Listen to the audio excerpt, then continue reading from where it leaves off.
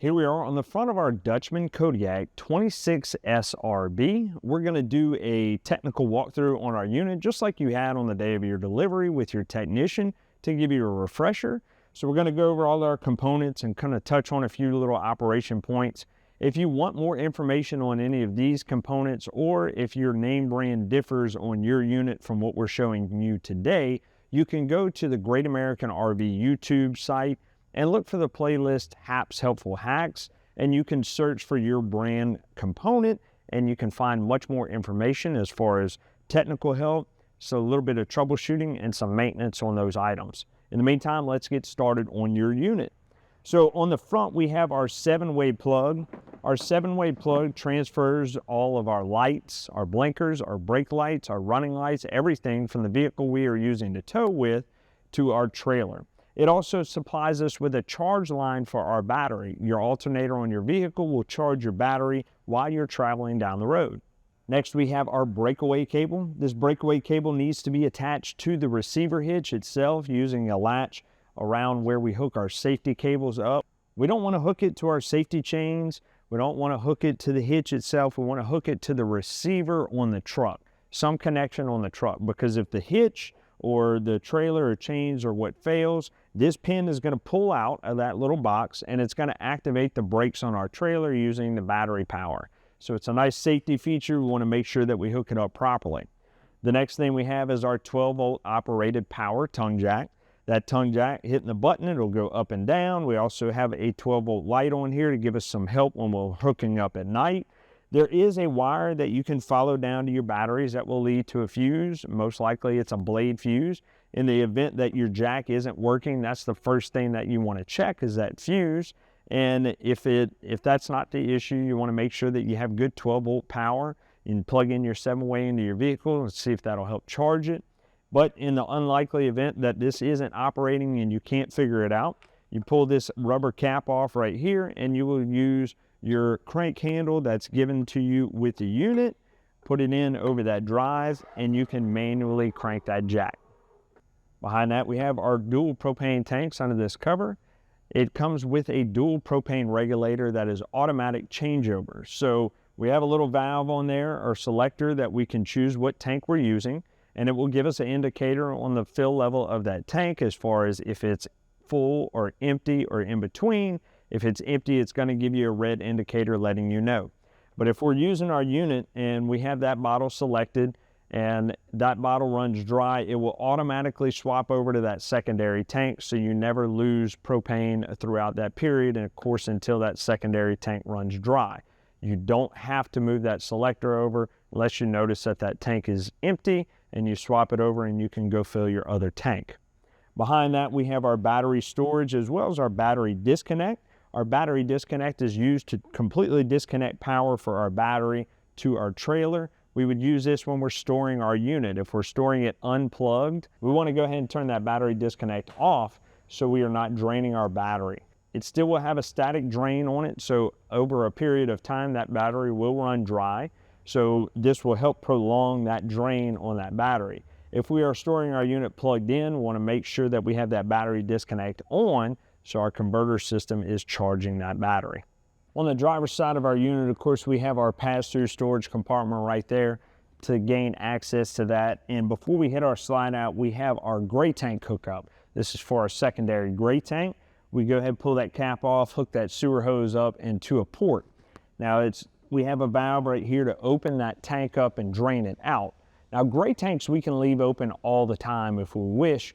We can go ahead and leave it open as long as we have that sewer hookup at the campsite. Of course, if we're dry camping, we'll want to leave that valve closed till we get to a dump station. But if you have that sewer hookup, leave that valve open all the time, let the water drain out. That way you don't have to constantly come out here and empty it out. Gray tanks are for our shower and our sinks, whether it's from our bathroom or our kitchen. Like I said, this one is a secondary, so this one is from our bathroom.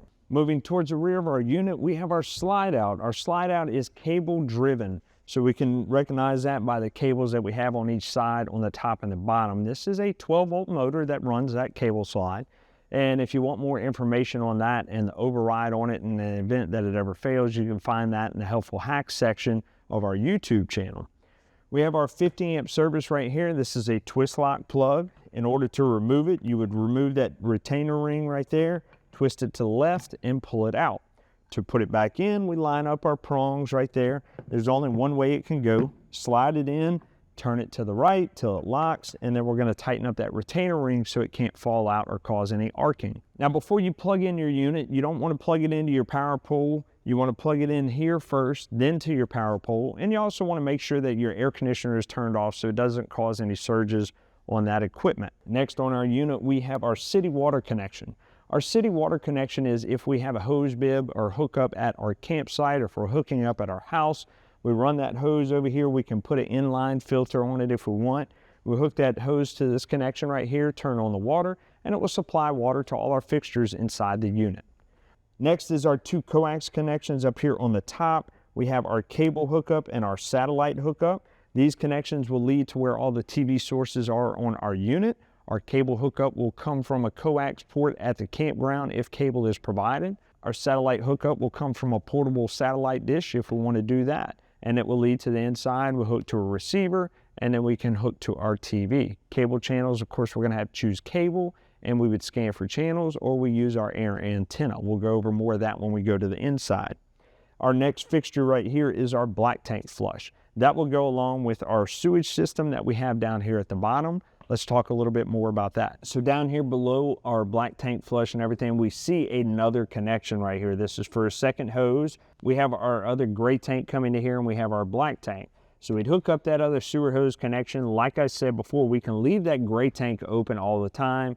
Our valves are right here. We have our gray tank valve and our black tank valve signified by the color.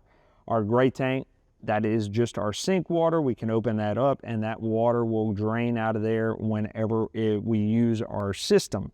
There's no reason to have to keep it closed. We can go ahead and flush it out by leaving that valve closed and emptying it out, and it will help get any solids from maybe the kitchen sink out if we want.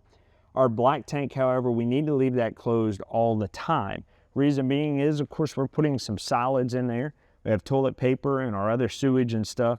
We have to have that valve closed. If we don't, the liquids will drain out and those solids will dry up, and it will contaminate that tank and never be able to get it out to where you have to replace the tank. We don't want that. So leave that black tank valve closed until you're done with your camping trip, or until the tank is full and you're ready to empty it. Hook that hose connection up, open your black tank valve, let it all drain out, and then we're going to go to our black tank connection, our black tank flush connection up here up top, hook a water hose up to it, and flush that system out. It has a little spray port that sprays into that tank, and it pushes the water to this connection right here to flush out any solids that may still be in there. Now, it's not going to completely clean that tank out perfectly, but it does a pretty good job. Now, after that, we want to close our black tank valve after we're confident that we have flushed our system out. Fill it with a couple gallons of water by letting that black tank flush 60 seconds or so, or we can close that valve, turn our black tank flush off, and just hold the toilet valve down to fill that tank up with some water. Then we take our chemicals and pour it down the toilet to make sure that we are adding something to that tank to help eat up anything that may still be in it and help sanitize it, make it smell good.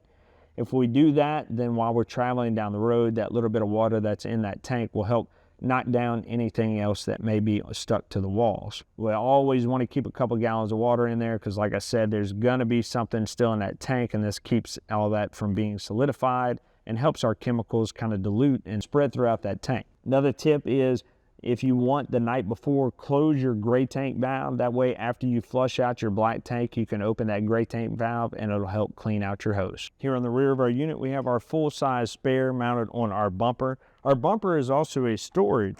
We can pull the cap off the end right here, and we can take that sewer hose and store it inside of our bumper after we've got it all cleaned out. Up top, we have our Lippert on-the-go ladder mount. That is for a telescopic ladder that we can purchase, and we can gain access to our roof, and when we're done, collapse it and store it inside our unit. Now, we want to gain access to our roof because we want to check our sealants around all of our vents, our side rails, and everything else. That sealant can deteriorate over time. We can crack, it can open, it can peel due to heat and temperature change throughout the year. We need to check this every 60 to 90 days to make sure we are putting new sealant over those worn spots or peeling spots or anything of that nature. We want to make sure that we're not allowing any water intrusion in our unit. If we don't do that, manufacturers are definitely not going to cover anything for warranty if there's water intrusion due to lack of maintenance. This is considered customer maintenance, just like changing the oil in your car. We want to make sure that you're keeping your unit sealed properly so it'll last for many years to come. We also have sealant around all of our trim rails, our floor line, lights, windows. We have silicone sealant around all of those items. Same thing, we need to check that every 60 to 90 days. And we're just looking for any spots that might be opening, cracking, or peeling, and we need to take care of those properly. Also on our unit, we do have a spray port here in the back. This is a quick connect spray port. We can hook our water hose up to it, a little coiled blue hose that comes with the unit, have a spray head on it, and we have an outside shower port on the back end. Under our bumper on the driver's side down here at the back, we do have an LP Quick Connect. That LP Quick Connect is for any gas grill that we have. Our propane from our tanks in the front will supply propane to that grill. Here on our passenger side, we have our solar on the side port hookup. This is for if we store our unit under a cover or under the trees and we're not having it plugged in, we want to go ahead and be able to have some solar power, right? So if we can't use the solar on the roof, we purchase a little side panel that is portable. We can put it wherever and use a wire to connect into there, into our solar port, and we can charge our battery off of that. Speaking of that, in our pass-through compartment right here, we have our solar controller already hooked up and set. This will help transfer the solar power that we're getting from our roof for that solar port and turn it into charging power for our battery. We are also prepped for an inverter.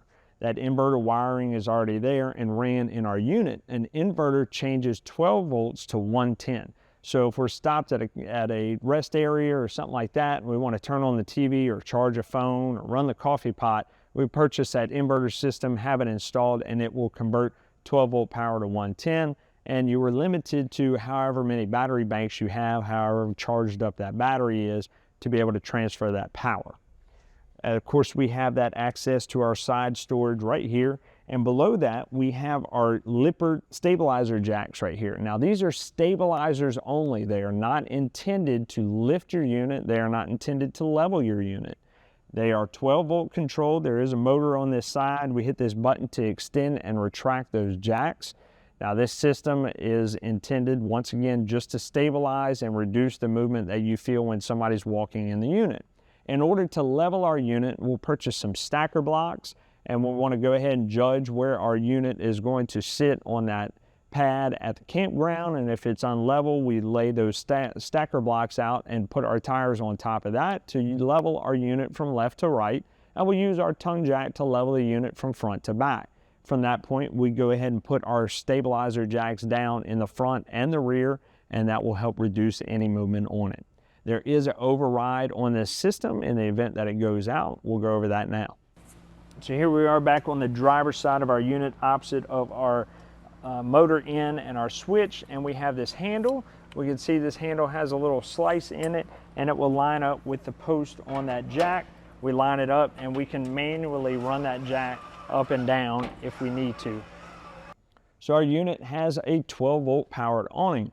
This awning is a sunshade only, not a rain shade. So if it rains or it's windy or anything crazy, we want to go ahead and roll that awning in. If we are leaving our unit for a short period of time or a long period of time, we're just not sure, roll that awning in.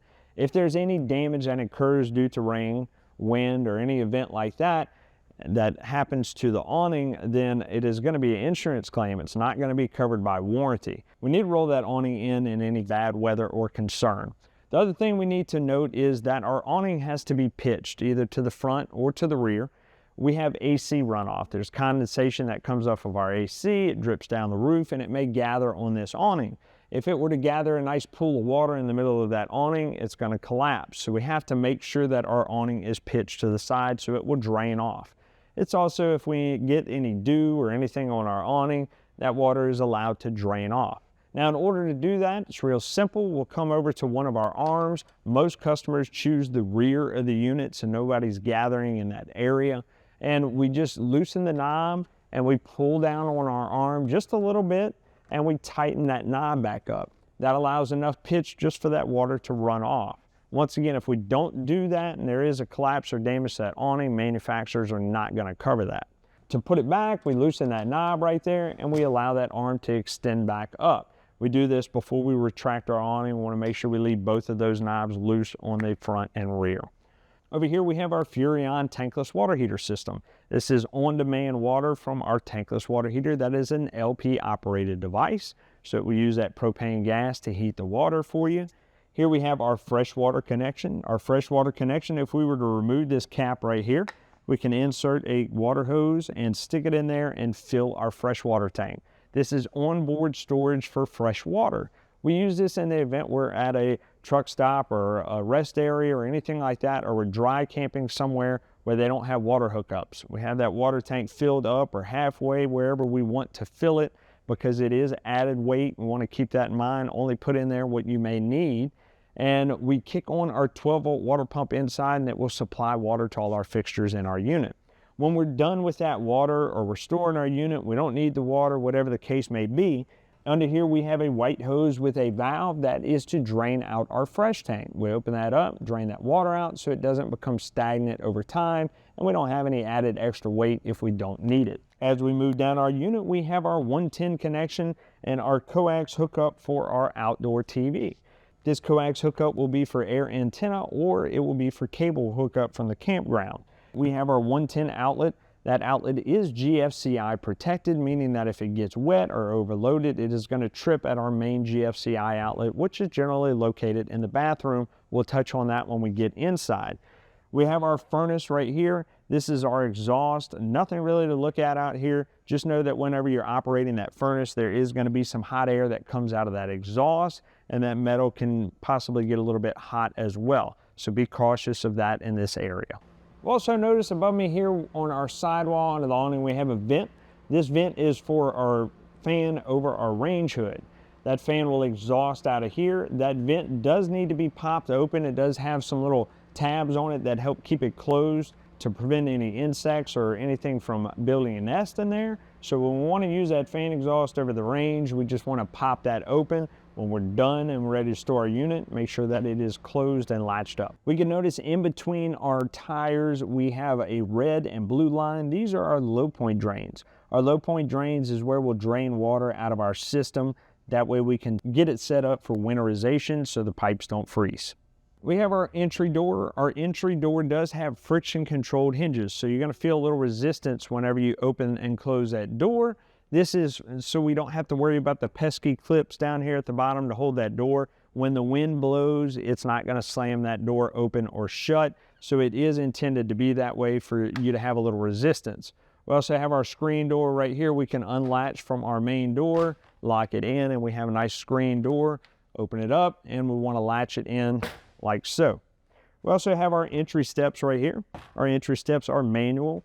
We just lift up and turn it in, and then we pull on the pull handles to fold them back out. Of course, we have hinge points here we want to lubricate. We want to use silicone spray to lubricate those hinge points, not WD-40 or anything that's going to attract dirt and grime and make it a lot harder to operate. Here we have our rear compartment that has our 110 operated dorm fridge. Now think about this, every time you plug your unit in, that fridge is going to come on. It has a little freezer section in there, and we have our regular fridge section. So as it cools, we're going to freeze and we're going to build up some cold air in there. And when we turn it off or unplug our unit, it's going to condensate, and that freezer portion is going to defrost. So we're going to be left with moisture and water inside of there. We want to make sure every time we plug it in, we come and check and make sure we're wiping that thing out and getting any water out of it using a towel, and get it out of that refrigerator, maybe even leave the door open to let it air out. If we don't, that water can and will leak out and damage our wood structure in that area. If we do that, manufacturers are not going to cover it. Customer responsibility to defrost and clean out their refrigerator properly. One tip that you can do is turn off the breaker for this until you're ready to actually use it, or just unplug it from the receptacle in the back, so you don't have to worry about it until you're actually ready to use it during a camping trip. Down here we have another set of stabilizer jacks with our button right here to extend and retract those jacks. Once again, stabilizer jacks only, run them down till they hit the ground and just put a little bit of weight on them to help reduce any movement on the unit. So here we have the controller for our Furrion tankless water heater that we saw outside. In order to turn it on, we just hit that on off button. This power light right here will stay on, and this screen will go out after a period of time, but that power lets you know that it's on. Of course, we have our Fahrenheit or Celsius icon right here that will light up. If we change it, we can see it will change our temperature mark right there. We have our flame option right here. This will let us know when the tankless water heater is active, and that icon will pop up right above it. And this will only, of course, turn on when we have our water on, our hot water. If we want to change our temperature degree mark, we just use this up and down arrow right here. This is an LP operated device. We want to make sure that after we pull our unit out of storage, or if we just changed our tanks out, we go to our stovetop first and we go ahead and bleed the air out of the system. We'll go over that when we get to our range, and this is to help prevent any faults in our system when we first use it. Here we have our control center. Our control center has our 12-volt water pump to pull water from that fresh tank storage to our fixtures. If we're dry camping, we'll kick that on and you'll hear it vibrate and prime up. This is only going to kick on automatically on demand whenever we use water in our system. If we are hooked up to city water connection, we want to leave that pump off. If our fresh tank is empty, we want to leave that pump off because it will burn it up if there's no water in the system. We have our meter lights right here, our fresh tank, our battery, our black tank, and our gray tanks. Now you do see multiple black tanks on this meter panel. You only have one on this system. You do have 2 gray tanks. This is just a generic panel that they put in all their units, so that black 2 will be ignored. Our porch lights, that's our awning lights under our awning, and we have our ceiling lights, which controls our interior lights.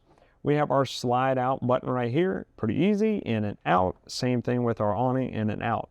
These are all 12-volt control components, so if we have an issue with any of them, we want to go to that 12-volt fuse panel that we'll go over later in the unit. These are all 12-volt operated components, so in the event something's not operating, we want to check that 12-volt fuse panel that we'll hit next. So also at our entry right when we walk in, if we hit that cover off, we have our 110 breakers right here. This is our control center for all of our appliances, and next to it we have our 12-volt blade fuses for all of our 12-volt components. We want to come here in the event that something's not working. Now below it, you'll hear a little fan running behind this grid. This is where our converter lives. Our converter is that 12-volt charging system. Basically, it's a battery charger. It only operates when we're plugged into shore power. You'll hear it kick on. That's why we want that disconnect on when we're plugged in to make sure this system is charging our battery to supply us 12 volts. Also at our entry, we'll find our COLP detector. This COLP detector warns us of any hazardous gas in our unit. If it were to ever go off, we want to go ahead and exit our unit safely and make sure we're getting out.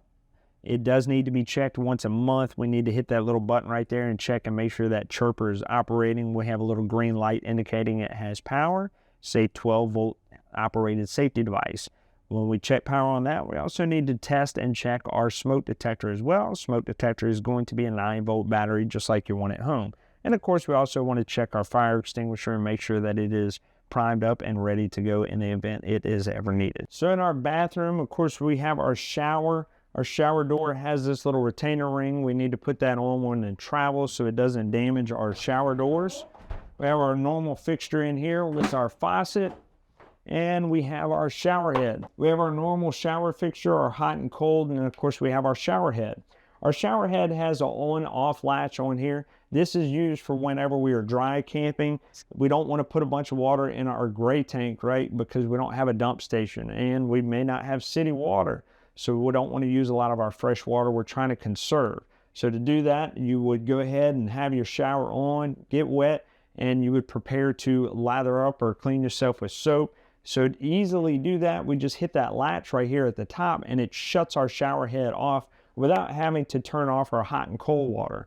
And this is helpful because we won't have to find that sweet spot for the hot and cold again. When we're ready to rinse off, we just kick it back on and we can rinse off and we'll have our hot water back. Now we'll give you a little tip. When you first turn it on, you're gonna have a little spurt of cold water that's in that line, but right after that, it's going to warm up quite quickly. Now we also have our RV toilet system. Once again, that's gonna lead down to our black tank.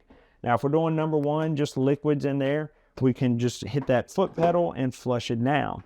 Now if we're going with number two in solids, we need to go ahead and fill this bowl up with water. So to do that, just barely hit that water pedal down until water starts filling that bowl. We don't want to open that valve at the bottom because of course the water will drain out. We do this to make sure that there's enough water in the system to flush those solids down that drain and we don't have any issues clogging our pipes. We only put RV toilet paper in here. That way it is biodegradable in that tank and it can be broken down. If we use anything else, we could run into issues with clogging our pipes.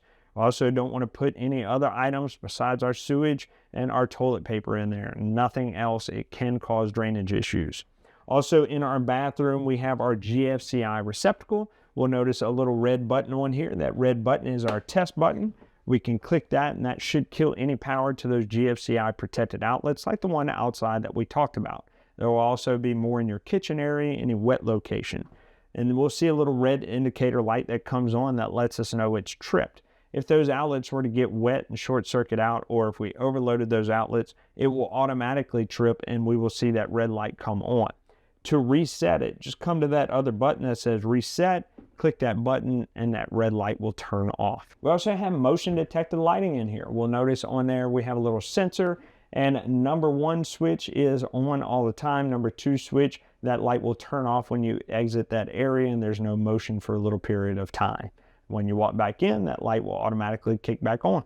Also in our bathroom, we do have an exhaust over that shower. It's highly suggested that you turn that exhaust on to let the steam and moisture out of here. This is great to help reduce any mold and mildew in the bathroom. For our living room entertainment area, we have our backer for our TV to be mounted right here. We have a 110 outlet and we have our wine guard antenna system right here. This one right here is for our antenna or cable, depending on which one we are choosing. And below that is our satellite hookup from that port outside. So this satellite port would go to our receiver, Dish Network or DirecTV, and then to our TV to supply us with satellite. Above it, that is cable and antenna. So if we're hooked to cable at the campground, we hook here to the TV and we scan for cable channels. We also have our air antenna mounted on the roof. This will give us air channels if we don't have cable or satellite. In order to operate that, we have antenna power, okay? So there's a button on the left-hand side. We hit antenna power and that light comes on. What that light means is that we've given that antenna 12-volt boost to pick up more channels in that area. When we scan for antenna, we have to have that on. When we scan for cable, however, we want to make sure that light is off. It will scramble the channels on that cable and they won't come in clearly. We also have another button on here for Wi-Fi power. That light notifies you that our 12-volt power has been sent to our router system if we were to upgrade to our router. We'll notice this little cap right here. If we remove that, we have some wiring and stuff. We can install the WineGuard router on that system and it will act as a Wi-Fi booster for Wi-Fi that we may purchase at the campground. We can also link it to a Verizon or AT&T or some cellular network where they'll give you a SIM card and you can have Wi-Fi with you wherever you go, and you would use this button to activate, turn off, and on that router. We also have our fireplace below us. That's 110 electric heat. We'll go over the operation of that. Here we have our fireplace. We have a sensor right up here in the top right. We have to aim that remote at to turn it on. We have our Celsius and Fahrenheit temperature we can change to. And right here, this little flame icon is going to change the dimness of our flame. If we want to change the lighting of our flame, we hit the light bulb on the screen down here at the bottom, and it'll give you some different options right there. If we want to operate our heater on a timer, once again, electric heater, it is going to be this button right here. It looks like a clock, and when we push it, we can see some times pop up, 1 hour, 2 hours, 3 hours, all the way up to 8, and then it will go to 0 hours, letting you know that that timer is off. If we want to change our temperature, we'll use one of these 2 buttons at the bottom, and we can see once again we have a temperature down there, and we will go ahead and raise it until it kicks on, or lower it, we want it to kick off, or we can keep going until it says on, and that heater will stay running all the time. We kick it up one more time, and it's going to say OF, meaning that that system is off. Behind our entertainment center, we have some pantry storage area. We have our safety latch right here. We need to make sure when we're in travel that this is on and buckled so this doesn't open up. We give that door a pull and we have more pantry area right here and another motion detected light up top that will turn off whenever we close that door. And we have no movement in there for a little while. Moving on into our kitchen, we have our Furrion 12-volt operated fridge and freezer. It is controlled by a little knob right here from off to cold to colder. And of course, we have a little off-grid option in there. That off-grid option is if we are dry camping, it won't use as much power off your 12-volt system and help try to conserve some of it. So this fridge, just like your outdoor fridge, no drain pipes to drain the water out of here. Whenever you are done camping, you want to defrost this freezer, put a rag or a towel in here and get all that water out of here after it defrosts, and wipe down our fridge to get any moisture out of it. We want to make sure we do this because, once again, that water can leak out and damage our wood components around our fridge, and manufacturers are not going to cover this. So we want to make sure we're taking care of our product and we're not having any issues with damages. Up here we have our 110 operated microwave, and above it we have our Furrion stovetop vent. That stovetop vent has our fan, just like we talked about that exhaust outside that we want to make sure is latched open, and we turn that fan on and it will exhaust out, and we latch it back up whenever we're not in use. We also have our 12-volt light above us, and we have our range hood below that. Our range hood has a glass cover. We want to open that up whenever we are ready to cook, and make sure we close it when we're ready to travel so that glass doesn't fall down and break. We have a little button over here on the side. We kick it on and it will add some little ambiance to our knobs right here, which is pretty cool. We have our range hood with 3 burners. We use our knobs right here to identify which one we want to use. We turn on our LP tank, we choose that burner, and we kick it on with our manual ignite right here on the side. Once it lights, we are good and ready to cook. Now, as mentioned earlier, with any gas operated components, we want to make sure we come to the stovetop first and bleed any air out of the system. Now, anytime we change our tanks out or we pulled our unit out of storage and that LP has been off, we're going to end up with some air in our lines. So first thing we want to do, turn our tanks on, come to this stovetop, and crank up one of these burners. We can either use a long stem lighter because it may take a little bit to go ahead and light it up, or we can crank on our manual light right here. Either way, we want to go ahead, as soon as we turn that burner on, we want to go ahead and try to light it. We don't want to allow that gas to all of a sudden come in and start filling up our unit.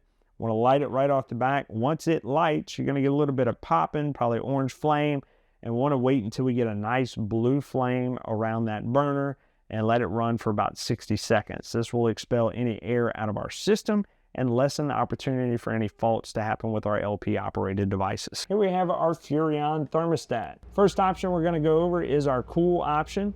We'll see cool up here at the top, and we can choose our temperature mark that we want with our arrows here on the side. And our fan option will be high or low or auto. High or low means that fan's going to run all the time, even if the compressor shuts off, and circulate air throughout your unit. Auto, that fan is going to turn off whenever the compressor turns off, just like your one would be normally set at your house. To go to our next mode, we'll hit that mode button again, and this will bring up the heat. This is for our LP powered furnace. That air is going to come through the vents at the bottom on your floor and not through your rooftop. So your furnace will kick on, it will light, and it will begin heating our unit.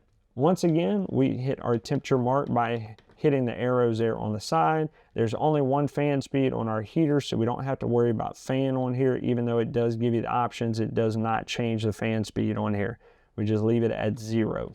Our next mode is our fan mode. Our fan mode kicks on that rooftop air, and it will just circulate air throughout our unit. Of course, we have that high-low fan speed we can choose on our system. Once again, not cooling the air, just circulating it through our unit. Our last mode is our dry mode. This works as a dehumidifier for our unit. So if it's muggy in your unit, you kick this on, you find your normal temperature set point that you would like your unit to be at, and what it's going to do is go ahead and run down to that temperature set point, but it's going to circulate that AC system a little bit more every 6 to 10 minutes without freezing you out. It's going to keep it around that set point that you have and help dry out the air in your unit without getting any colder. In order to turn our unit off, we just hold down that power mode button and our system turns off. On your rooftop air, this is your return air for that AC system. You have a quick dump. If you want to cool off this area pretty quick, you can open that up and all of that cold air is going to come out of here first, If you want to ventilate throughout your entire unit, because it is an ducted unit, you close that off and then air will start to distribute throughout the vents and the ceiling all the way throughout your unit. Not much to go over in our bedroom. We do have storage under our bed if we lift it up. We have another mount for our television here, and we have our coax connection for air antenna or cable, as well as another 110 outlet hookup. We do have more sleeping options in our dinette booth area. If we take this table and fold the legs up, then we can go ahead and lay that table down on these bumpers right here, take our rear cushions and lay them down to add more sleeping in this area. Well, we hope you found that resourceful, but wait, there's more information on our Great American RV YouTube channel. This channel right here, find the playlist Hap's Helpful Hacks. We go over different products in this unit and we'll take a deeper dive with more diagnostics, more information, as well as helpful tips when you're out camping. Tell your buddies, tell your friends, like, share, subscribe, do all those awesome things on YouTube, TikTok, wherever you found us. And keep watching here at Great American RV Superstores, where we bring the how-to you.